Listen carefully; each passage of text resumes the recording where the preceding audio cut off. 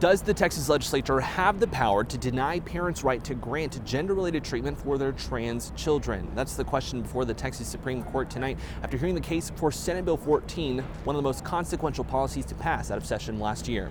A ban on gender-related health care for transgender minors, like puberty blockers and hormones, is in the hands of the Texas Supreme Court. For both sides, this case is one of life or death. This is child abuse. Transgender people will always exist and have existed for a long time in all of history. The entirely Republican Texas Supreme Court heard arguments on Tuesday on whether or not that ban, Senate Bill 14, can take effect like it was set to do in September. A Travis County judge granted a temporary injunction against the case, and now the question is whether or not that injunction should stay in place. The Texas Supreme Court may believe they have enough information. It surely was not sufficient to be able to suss out,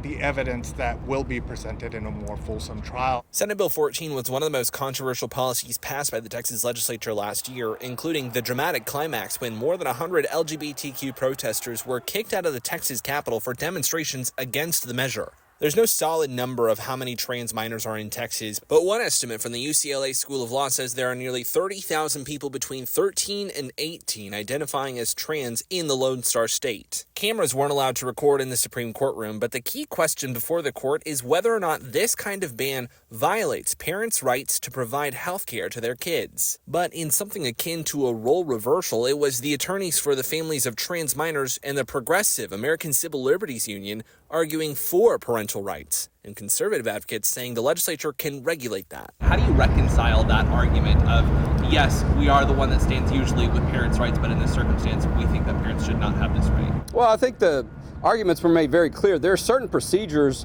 and certain things that some people want to do to kids that are too harmful. There's no set timeline on when the Texas Supreme Court could rule on this case. Historically, they've usually ruled on all of their cases for the year by the summer, but it's possible this ruling could come before then. From outside the Texas Supreme Court, Michael Atkinson, CBS Austin News. Thank you for watching. Please hit the subscribe button and get the latest news by downloading the CBS Austin News app.